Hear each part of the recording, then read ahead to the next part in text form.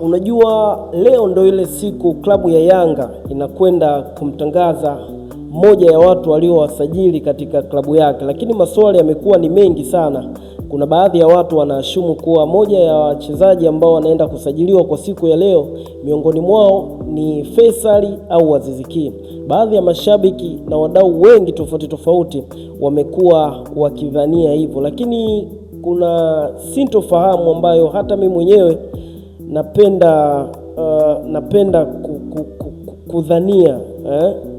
Kuna moja ya kitu cha sintofahamu ambacho hata mimi mwenyewe kichwani mwangu kilikuwa kinalenga hivyo, lakini kuna hii video ambayo nimekuwekea hapa. Huu mshikaji napenda sana kumwamini kwenye masuala mazima ya michezo. Of course ni mtu ambaye anazamaga deep sana kwenye story nzima za masuala mazima ya michezo. Huyu mshikaji anaitwa Hansi Rafael. So ni moja ya watu ambao wanachambuaga soka kama inavyotakiwa.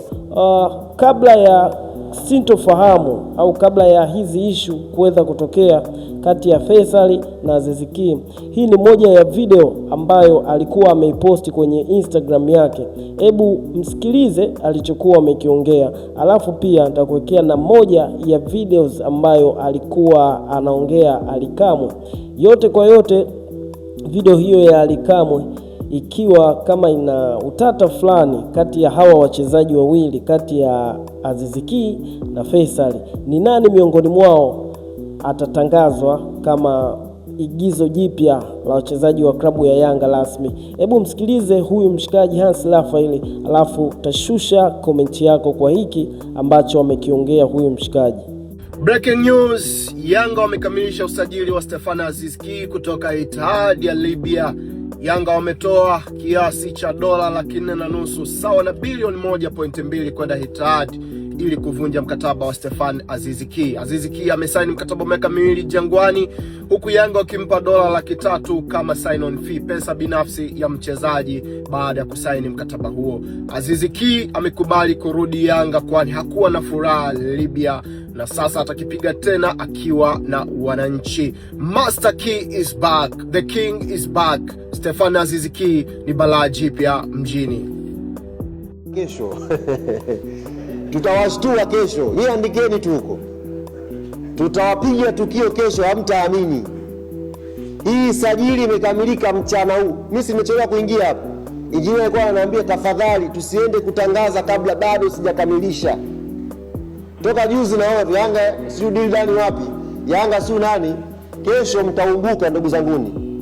Nyie mafabrizio kesho tunashusha pale kitu ambacho kimekamilika mchana huu saa 9:13 ndio simu ya engineer imeingia, ananiambia Ali, bismillah, kawatangazia wa Tanzania 9:13. Sasa hao wajuzi jana wa kwenu hao mtawatafutia timu wa Yanga ambaye tutakwenda kumwanvil kesho, top player 9:10 ndio hapa ndio imekamilika jambo lake.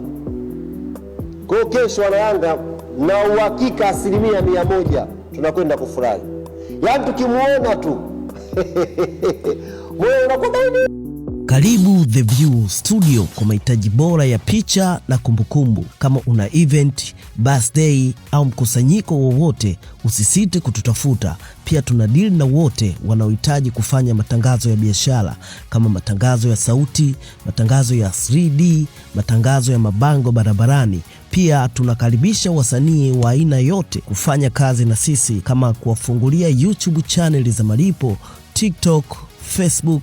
Pia tunatoa mwongozo mzuri kwa wasanii jinsi ya kutumia mitandao ya kijamii na kuanza kulipwa. Pia unaweza ukatutafuta katika mitandao ya kijamii The View Studio. Kwa mawasiliano zaidi tupigie 0766636492 au 0693684259.